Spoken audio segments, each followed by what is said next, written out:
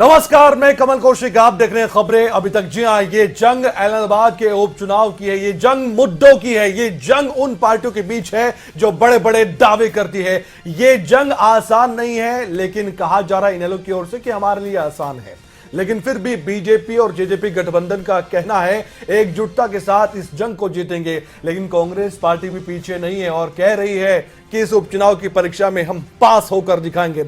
लेकिन असल में ये जंग जीतेगा कौन, ये तो ऐलनाबाद की जनता बताएगी। लेकिन अभी से कुछ राजनीतिक दलों के नेता बयानबाजी का दौर शुरू कर चुके हैं। लेकिन साथ ही जब किसानों का मुद्दा जंगे ऐलनाबाद में आ जाता है तो उसके बाद इसका रिएक्शन क्या होता है और एक्शन क्या होगा, यह भी देखना काफी दिलचस्प है। क्योंकि गुरनाम सिंह चड़ूनी, जिनके दम पर भारतीय किसान यूनियन चड़ूनी ग्रुप लगातार प्रदर्शन कर रहा है, किसानों के मुद्दे उठा रहा है और 3 कृषि कानूनों की मुखालफत कर रहा है, तो क्या गुरनाम सिंह चड़ूनी का एक बयान इनेलो के लिए मुश्किलें पैदा कर सकता है? आइए इस वक्त की एक बड़ी खबर भी आपको बता ही देते हैं। ऐलनाबाद उपचुनाव को लेकर जहां बीजेपी, जेजेपी, इनेलो, कांग्रेस सभी मंथन कर रहे कि उम्मीदवार कौन होगा, लेकिन इसी बीच जब आज बैठक हो रही है इनेलो की, तो उपचुनाव को लेकर इनेलो की बैठक से पहले गुरनाम सिंह चड़ूनी, जो कि बीकेयू चड़ूनी ग्रुप के कर्ता धर्ता है, उन्होंने अभय चौटाला को कहा है कि आप चुनाव का बहिष्कार कर दो, किसानों की मांगे ना मानने तक चुनाव नहीं होने चाहिए। अभय चौटाला ने इस्तीफा दिया तो अब उपचुनाव की तैयारी नहीं करनी चाहिए, यह कहना है गुरनाम सिंह चड़ूनी का। और यह बयान बहुत अहमियत रखता है इसलिए क्योंकि अभय चौटाला भी नजरअंदाज गुरनाम सिंह चड़ूनी की बातों को नहीं करते हैं, समर्थन करते हैं किसानों का, किसानों को मुद्दे का, यूनियन के साथ, जो किसान यूनियन के साथ हमेशा खड़े रहते हैं। तो अब अभय चौटाला या इनेलो का इस पर रिएक्शन क्या रहेगा, क्या कहेगी इनेलो पार्टी? और साथ ही गुरनाम सिंह चड़ूनी के इस बयान के बाद क्या भारतीय किसान यूनियन वाकई में चाहता है कि इनेलो को दरकिनार कर देना चाहिए इस उपचुनाव को और दूरी बना लेनी चाहिए? यह भी एक अहम सवाल है। इससे पहले कि हम इस पर चर्चा करें, हम आपको सुनवा देते हैं गुरनाम सिंह चड़ूनी का वो बयान, ताकि आप समझ सकें कि आखिरकार गुरनाम सिंह चड़ूनी के मन में ऐलनाबाद उपचुनाव को लेकर चल क्या रहा है।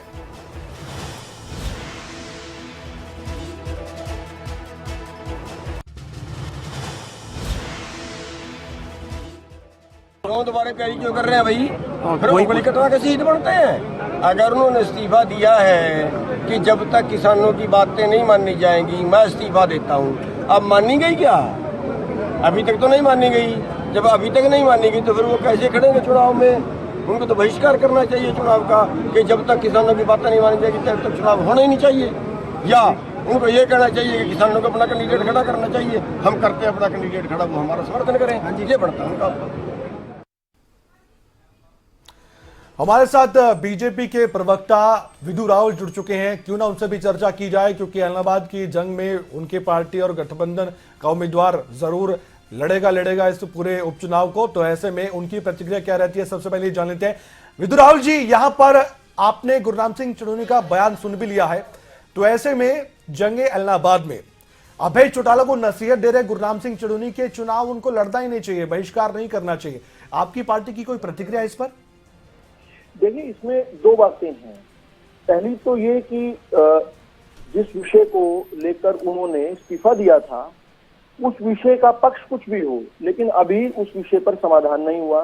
तो या तो उस समय जब इस्तीफा दिया था उस समय उनका पक्ष ठीक नहीं था, और या तो फिर आज उनका पक्ष ठीक नहीं है। आज चुनाव लड़ना यानी अब चुनाव लड़कर वो एमएलए ही बनेंगे। एमएलए वो पहले ही थे, विधानसभा के सदस्य थे, तो विधानसभा के सदस्य पद से उन्होंने, एमएलए शिप से उन्होंने जो इस्तीफा दिया, तो या तो उस समय उनका फैसला गलत था ये मानकर माफी मांगकर जनता से आए, और या फिर आज जो वो निर्णय ले रहे हैं इसका मतलब उन्होंने अपने स्टैंड में परिवर्तन किया है। तो या तो आज उनका ठीक है स्टैंड या कल ठीक था। और दूसरा पक्ष ये है कि जनता को इतना सस्ता समझना, इतना टेकन फॉर ग्रांटेड समझना, ये समझना कि जनता कोई मायने नहीं रखती है, अपने राजनीतिक छोटे छोटे लाभ लेने के लिए खुद जो है उंगली कटवाकर शहीद बनने के लिए ऐलनाबाद की जनता का जिस प्रकार से उन्होंने उपयोग किया, दुरुपयोग किया, अब ऐलनाबाद की जनता को अपमानित कर कर उन्होंने इस्तीफा दिया था। उनको जनादेश मिला था ऐलनाबाद की जनता की सेवा करने का, उन्होंने उसको ठोकर मारकर वहां पर चुनाव के लिए जो है लोगों को जो है मजबूर कर दिया और एक्सचेकर के पैसे से चुनाव हो रहा है। सबसे पहला काम तो अभय सिंह चौटाला को स्वेच्छा से करना चाहिए, इस चुनाव में होने वाला सारा खर्च देना चाहिए चुनाव आयोग को।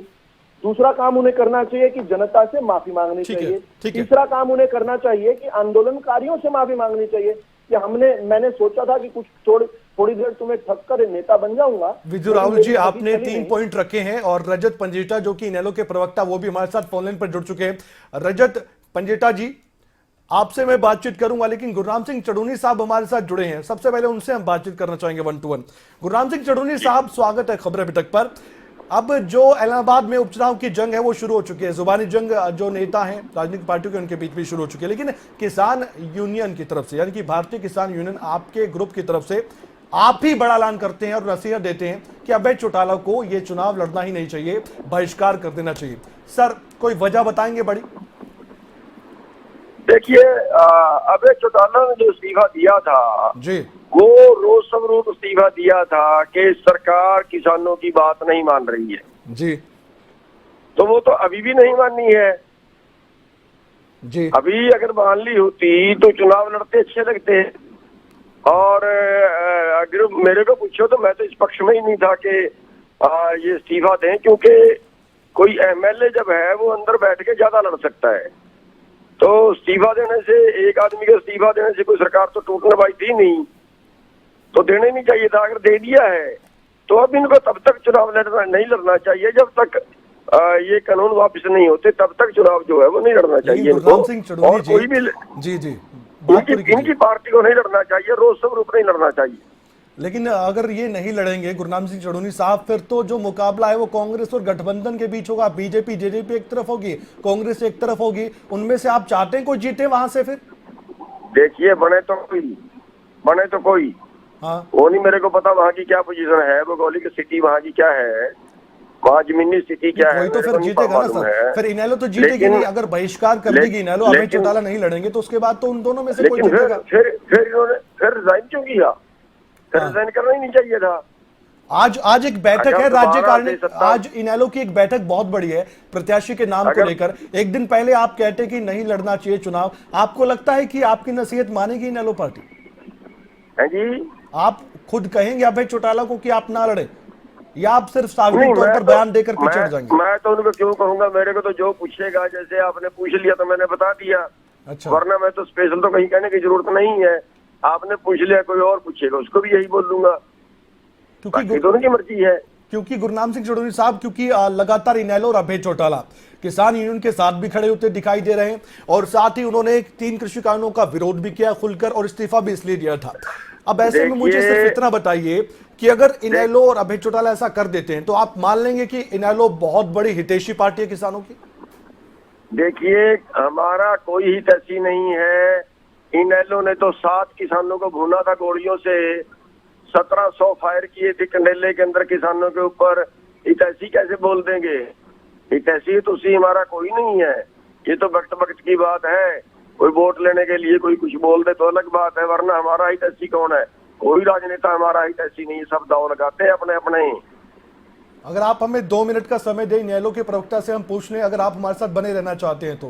गुरनाम सिंह चढ़ूनी साहब, मैं बहुत व्यस्त बहुत ज्यादा हूँ, और मैंने चलो आपकी एक अंतिम प्रतिक्रिया, चलिए उसके बाद मैं चर्चा आगे बढ़ाऊंगा। एक अंतिम प्रतिक्रिया आपकी ओर कि अगर अभय चौटाला चुनाव लड़ते हैं तो क्या, और नहीं लड़ते हैं तो क्या होगा?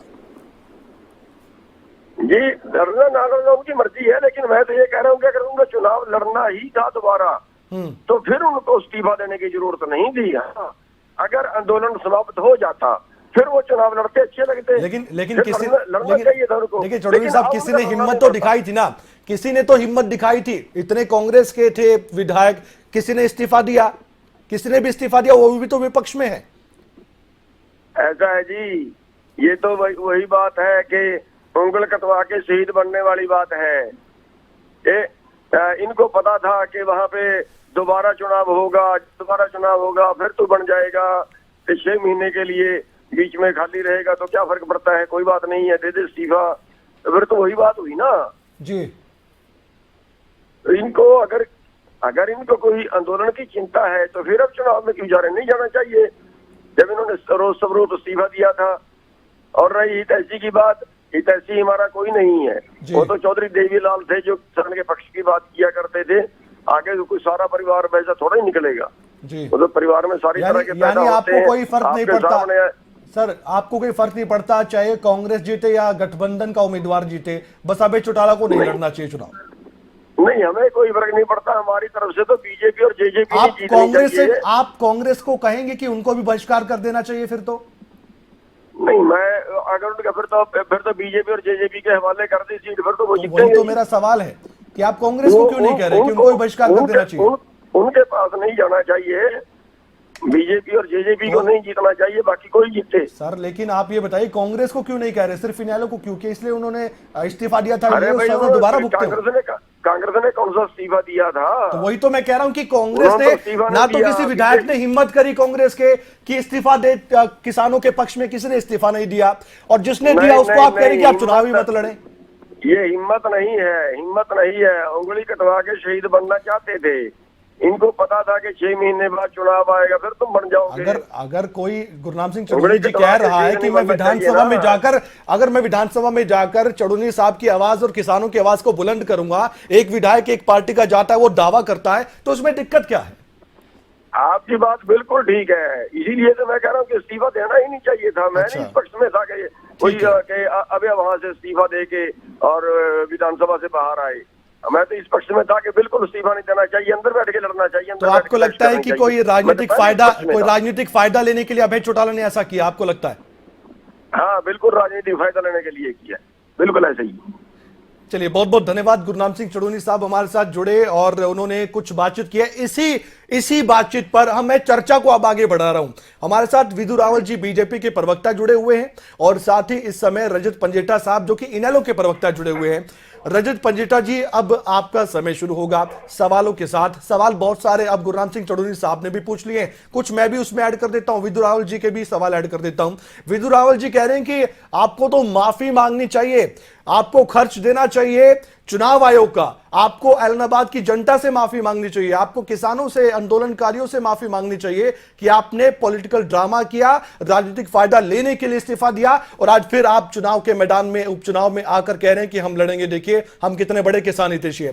सर, आपका जवाब। जी, मैं बारी बारी गुरनाम जी को तो मैंने सुना, लेकिन विधु रावल जी को पूरा नहीं सुन पाया। आखिरी के कुछ मैं जो इन्होंने टिप्पणियां करी उनको मैंने जरूर सुना। जी सर।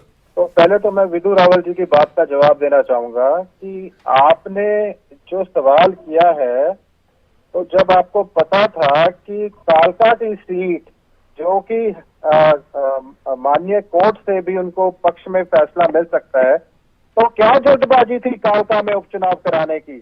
तब नहीं जनता का पैसा खराब कर रहे थे क्या? तब वो सीट अपनी आपकी दिख रही थी, तब नहीं इलेक्शन थोप रहे थे आप क्या? अब सुनिए अभय सिंह जी के बारे में।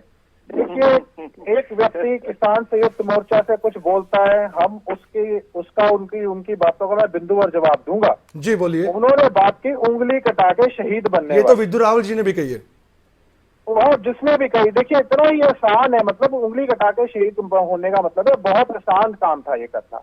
अच्छा, तो क्या ये उंगली कटा के शहीद कांग्रेस के सारे विधायक ये काम नहीं कर सकते थे क्या? आपको मैं थोड़ा पीछे लेके जाना चाहूंगा। जब ये कृषि काले कानून आए थे, तो देखिए पूरे देश में सबसे पहली पार्टी थी इंडियन नेशनल लोकदल, जिसने अपनी प्रदेश कार्यकारिणी की मीटिंग बुला के, जून में आए थे, जुलाई में हमने मीटिंग बुला के इसके खिलाफ प्रस्ताव पारित करने का काम किया था। यानी इसकी कृषि कानूनों के खिलाफ सबसे पहले हमने आवाज बुलंद की थी। हमने किसी से सलाह मशवरा करके, किसी की इंतजार करके, हमने पॉलिटिकल पार्टीज को भी बोला, हमने कांग्रेस को बोला, कांग्रेस आई नहीं हमारा साथ देने के लिए। हम अकेले थे आवाज उठाने वाले पूरे देश के अंदर।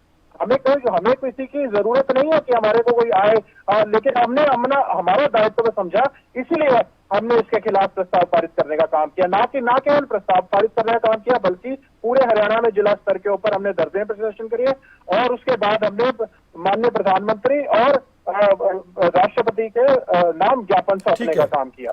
ठीक है, अब वो आती है तो बात, मैंने सवाल ये खुद बात गुरनाम सिंह इन्होंने चढ़ूनी से भी बोली तो पूछा था। देखिए, मैं किसी के सामने जो आपके मन में सवाल था मैंने भी पूछा चढ़ूनी साहब से कि कांग्रेस के विधायकों ने ऐसा नहीं किया, ना आपस में अपील सीधा करे। सीधा ये कह रहे हैं, वो सीधा सीधा ये कह रहे हैं कि बीजेपी जेजेपी को ना करो। ऐसा लगता है कि कांग्रेस, ये बयान उनका नहीं है, बयान कांग्रेस ने उनसे सुनवाया गया है। अच्छा, तो वो ये कह रही है कि कांग्रेस अकेली लड़े। अरे मैं उनको आज कहता हूं अभय सिंह जी चुनाव नहीं लड़ेंगे, मगर मेरी एक शर्त है कि पूरी की पूरी कांग्रेस के 31 विधायक इस्तीफा दें और एफिडेविट दें कि वो चलिए हम कांग्रेस के राजनीति में प्रवक्ता को भी जोड़ने की कोशिश करते हैं फिर इस एक चर्चा में, मिनट, अगर आप एक ऐसा मिनट, कह रहे हैं तो। एक मिनट, आपने मुझसे जो सवाल किया उसका पहले जवाब सुने। बिल्कुल, मैंने बिल्कुल। संयम से सबको सुना है। आप पहले मेरे जवाब सुने या मुझे जोड़े ना टीवी पे। अगर मैं संयम से सबको सुन रहा हूं तो मेरा जवाब आपकी सुने। तो बातें सुन रहा हूं सर 3 मिनट से लगातार, बोलिए क्यों ना जोड़ेंगे नहीं, आपको। मेरी बात, अरे बोलिए, बोलिए, जब सवाल का बोलिए, जवाब पूरा नहीं कीजिए। जनता तक पहुंचेगा, जवाब पूरा सवाल का कीजिए। जवाब ही नहीं जनता तक पहुंचेगा तो ऐसे तो इंटरेस्ट सर जवाब पूरा की, मैंने तो टोका ही नहीं आपको, मैं तो सिर्फ आप कह रहा हूं कि कांग्रेस को भी जोड़ने की कोशिश करेंगे जो आप सवाल उठा रहे हैं। आप जवाब पूरा कीजिए। सुनिए एक मिनट। हाँ, बोलिए। अभय सिंह जी चुनाव नहीं लड़ेंगे। अगर गुरनाम सिंह चढ़ूनी जी कांग्रेस के 31 विधायकों को बोल देते हैं कि वो इस्तीफा दे और जब तक काले कानून वापस नहीं होंगे एफिडेविट ले, वो चुनाव नहीं लड़ेंगे। तब तो समझ में आता है। एक पार्टी को तो आप कह रहे हो कि चुनाव लड़े और वो पार्टी, आप सुनिए, हैरानी होगी आपको, पिछला मॉनसून सत्र आया था, पब्लिक अटेंशन मोशन के अंदर कांग्रेस के अंदर ये तीनों कृषि कानूनों के खिलाफ चर्चा का प्रस्ताव के लिए विधानसभा के अंदर रखा ही नहीं गया। पूरी कांग्रेस जो मुख्य विपक्षी दल है और हमारा ध्यान आकर्षण प्रस्ताव के अंदर पहला ही मुद्दा कृषि कानूनों के ऊपर था। अब आती है जब वो मुद्दा ने तो 2 घंटे में खत्म कर दिया, 3 दिन का सेशन। आज चाहते हैं ऐसे लोग राजनीति में रहे, अभय सिंह चौटाला जैसे लोग जिन्होंने 9 बड़े घोटाले हुए इस प्रदेश के अंदर, उसकी आवाज उठाई, वो तो राजनीति से बाहर हो जाए। यानी ये चाहते हैं कि जिन्होंने कृषि कानून ड्राफ्ट किए वो तो रहने चाहिए और जिन्होंने लागू किए वो भी रहने चाहिए, और जो किसान हितैषी है जिन्होंने अपना इतना बड़ा बलिदान दिया, अगर इतने किसान है तो पूरी कांग्रेस के 31 विधायक इस्तीफा दें। अभय सिंह जी चुनाव नहीं लड़ेंगे, आप दिलवा दो उनका इस्तीफा। मैं आपको चैनल के ऊपर गारंटी देके कह रहा हूँ। अब कांग्रेस मेरे साथ इस समय, मैं कांग्रेस के, अब मैं बोलूं तो सही सर, आप कहेंगे मेरी आवाज को दबा दिया, मैं बोलूं रजत पंजेटा साहब। अब एक मिनट में आपके अब ये मंच तो है नहीं आपकी पार्टी का कि आप बोलते जाए। 20 सेकंड लोगों आपसे रिक्वेस्ट है। दूसरा विधानसभा सत्र आया, अभय सिंह जी 1 घंटा, ये कहते हैं ना विधानसभा में अभी तो हमारे साथ बीजेपी के प्रवक्ता जुड़े हुए हैं, उन्होंने कहा, उस पर भी जवाब ले लूं मैं आपसे। आप वॉकआउट क्यों करके गए? आप जवाब दीजिए इनको, क्यों वॉकआउट करके गए? 1 घंटा अभय सिंह जी ने चर्चा करी, कहाँ थी कांग्रेस? क्या बात करते हैं ये बिके हुए लोग, क्या बात करते हैं? किससे बिके हुए लोग? निधु रावल जी कुछ कहना चाहते हैं, वो भी कुछ कहना चाहते हैं, वो भी कह देंगे मेरी आवाज को दबा रहे हैं। मैं फिर निष्पक्ष, मैं चाहता हूँ निष्पक्ष चर्चा हो। आप लीजिए ना, चर्चा में शामिल किया तो सुने, मैंने तो उनको सुना ही नहीं। मैं तो सर पिछले 4-5 मिनट से आप ही बोल रहे हैं, कोई नहीं बोल रहा। उनको रजत पंजेता जी, आप अगर सुन पा रहे हैं तो मैं आपका बड़ा सम्मान करता हूं, आप सम्मानित प्रवक्ता हैं, you are a learned man as well. लेकिन आपने एक सवाल बड़ा अटपटा सा उठा दिया, क्या न्यायालय क्या फैसला करेगा इसको आप और हम प्रिडिक्ट कर सकते हैं? मैं समझता हूँ शायद आप प्रैक्टिस भी करते हैं, लॉ की प्रैक्टिस करते हैं। कानूनी रजत जी, मैंने बड़े धैर्य से आपको सुना। रजत जी, मैंने बड़े धैर्य से आपको सुना। I expect the same question from you as well. कि आपकी वो सीट निकल आएगी, इसीलिए आपको थोप रहे थे हरियाणा की जनता के ऊपर। रजत जी गलत है ये, आप मेरी बारी में बोल रहे हैं। अच्छा मैसेज नहीं जा रहा है रजत जी, अच्छा मैसेज नहीं जा रहा है। मैं अपनी आवाज से आपको ओवर पावर कर सकता हूं, लेकिन मैं उस तरह का हूं नहीं व्यक्ति। रजत जी, आप धैर्य से सुनिए, आपको मैंने बड़े धैर्य से 5-7 मिनट अच्छे से सुना है, आपने बहुत सारी जी आप मेरी भी अब सुनिए आप। नंबर पहली बात तो रजत जी बड़ी अटपटी सी बात कह रहे हैं कि ये प्रेडिक्ट कर सकते थे, मैं नहीं प्रेडिक्ट कर सकता, लेकिन ये शायद नहीं बोला, ये इंतजार करना चाहिए था अपने आप को। अब आप हर वाक्य में रजत जी देखिए समय की भी कमी है, तो मैं चाहता हूं कि आप एक वाक्य Rajat ji, you are a season campaigner. देखिए संजीव जी हमारे साथ जुड़ चुके हैं, कांग्रेस के प्रवक्ता, उनको भी लेना जरूरी है क्योंकि आपने सवाल उठाया था। रजत जी, उनसे भी मैं जवाब लूंगा, लेकिन विदु रावल जी की बात तो सुन लीजिए एक बार, 10 सेकंड के लिए सुन लीजिए कम से कम। विदु रावल जी बोलिए सर, अपनी बात पूरी कीजिए। जल्दी पूरी करता हूँ। जल्दी बात ये है, इनका कहना कि इनका कहना कि वो राजनीति से बाहर हो जाएंगे तो कैसे विषय उठाएंगे। अरे ये जो सद्बुद्धि है ये आज ही आई है क्या? जब इन्होंने इस्तीफा दिया था तब नहीं पता था कि, सुनिए एक बार, अब चीजों में परिवर्तन क्या हुआ है, उस दिन और आज में परिवर्तन क्या हुआ है? या तो ये कहें कि उस दिन गलती कर रहे थे, या ये कहें कि आज गलती कर रहे हैं। दूसरी बात, तीसरी बात, इन्होंने कहा कि किसान हितैषी जो लोग 3 दिन में नहीं उठ पाए थे किसान आंदोलन को, 3 दिन बाद कंडेला में 9 किसानों को गोलियों से जिन्होंने भून दिया था, जिन्होंने मदीना में किसानों पर गोली चलाई, जिन्होंने महल में किसानों को भूना, वो लोग आज यहाँ पर बैठकर टीवी पर प्रवचन दें तो मुझे लगता है कि वो सोचते हैं कि जनता शॉर्ट मेमोरी की है या जनता समझती नहीं है। बड़ी भारी गलती कर रहे हैं वो। जनता बहुत समझदार है, आप उसकी बुद्धिमत्ता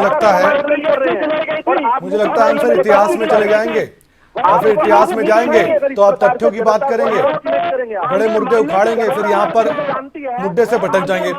रजत जी, विदु जी, माफ कीजिएगा आप दोनों को बीच में इसलिए रोक रहा हूं, टोक रहा हूं क्योंकि मेरे पास समय की थोड़ी कमी है और हमने जब संजीव जी को जोड़ ही लिया है तो उनसे भी हम बातचीत कर ही लेते हैं, क्योंकि इनेलो ने यहां पर एक सवाल उठाया। संजीव भारद्वाज जी, सवाल यह है कि जो कांग्रेस पार्टी है वो बुलवा रही है गुरनाम सिंह चड़ूनी से कि अभय चौटाला को चुनाव का बहिष्कार कर देना चाहिए, चुनाव नहीं लड़ना चाहिए।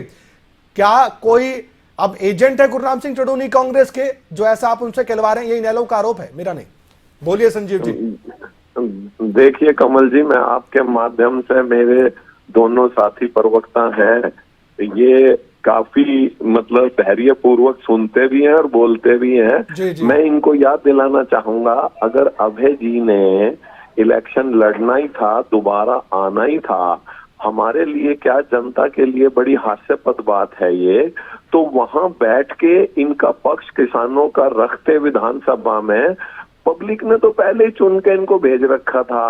जो इनका मानना, सोचना और जो तरीका है इनका, वो शायद पब्लिक के भी समझ में नहीं आएगा। हमारे तो क्या समझ में आए कि बार बार धन की बर्बादी करने के लिए इलेक्शन में जाना। एक मिनट मेरी बात पूरी नहीं हुई, बस एक लाइन हो रहा है। बोलिए।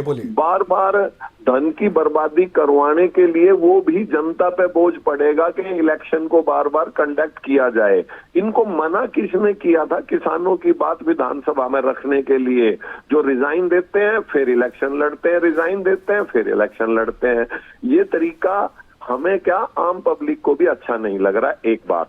दूसरी बात, जो हमारे प्रोफेसर साहब रावत जी बैठे हैं और जो इस तरह से वकालत करते हैं, मसला ये सिर्फ अभय सिंह जी के इलेक्शन लड़ने का नहीं है, इलेक्शन में जाने का नहीं है। मसला ये है, क्या सरकार को अभी तक लोगों की प्राणों की, जनता के सामने किसानों की प्राणों की आहुति नहीं दिखाई दे रही?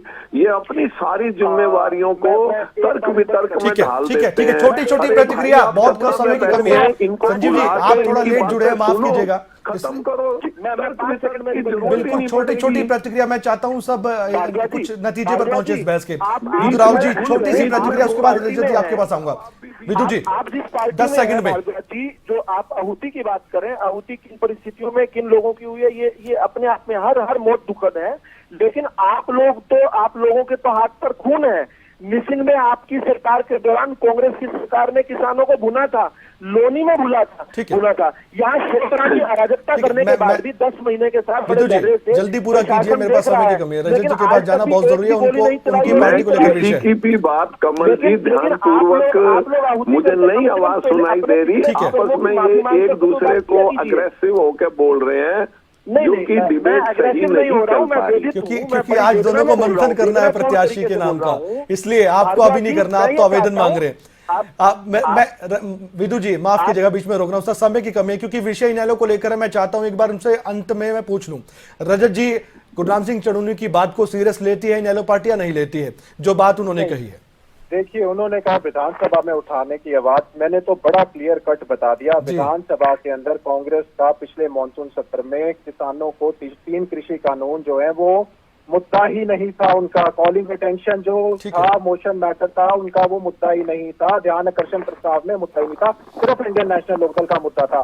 और जब वो उसको छोटा कर दिया गया, दोनों ने मिलकर छोटा सा सवाल, उसका जवाब मुझे सिर्फ इतना बता दीजिए कि गुरनाम सिंह चढ़ूनी की बातों को गंभीरता से लेते हैं आपने? सर रजत जी, रजत जी, मैं तो एक छोटा सा सवाल पूछ रहा हूँ। इन कानूनों के खिलाफ रजत जी, मैं तो ये पूछ रहा हूँ कि गुरनाम सिंह चढ़ूनी की बात को आप सीरियस लेते हैं कि नहीं लेते? आप एक बात कहते हैं, इस विधानसभा के अंदर प्रोटेस्ट करने का तरीका क्या है? अरे किसानों ने तो आत्महत्या कर ली, अपनी जान तक दे दी। बिल्कुल सर, ये सच्चाई है, मैं भी मानता हूँ। कर्ज को लेकर की है आत्महत्या कई किसानों ने, ये तो ऐतिहासिक बात है। ऐसे लोग बैठे हो विधानसभा के अंदर जो मिली भगत करके आप एक बात बताओ, किसानों का है लाने वाली, ड्राफ्ट करने वाली कांग्रेस, लागू करने वाली बीजेपी, ठीक है। कृषि कानूनों के अंदर कांग्रेस का है। क्या बात करता है? चलिए, मेरे पास अब समय की कमी है, माफ कीजिएगा। माफी के साथ आप तीनों से मैं विदा ले रहा हूं, क्योंकि बातें शायद पूरी ना होगी, लेकिन मेरी भी मजबूरी है, मुझे यहीं पर इस चर्चा को विराम देना होगा। बहुत बहुत धन्यवाद आप तीनों हमारे साथ जुड़े मेहमान। और एक बड़ी बहस थी, जंग ऐलनाबाद शुरू हो चुका है, वाकई में जुबानी जंग भी छिड़ चुकी है। अब गुरनाम सिंह चढ़ूनी की बातों को लेकर अभय चौटाला क्या कहते हैं, यह भी देखना काफी दिलचस्प होगा। जंग ऐलनाबाद की महा कवरेज लगातार हमारी जारी रहेगी, पल पल की अपडेट खबरें अब तक सबसे पहले आपको देगा, और विश्लेषण भी हम करेंगे कि आखिरकार क्या कहती है जनता, और आखिरकार जो जुबानी जंग तेज हुई है नेताओं की, उसके मायने क्या है।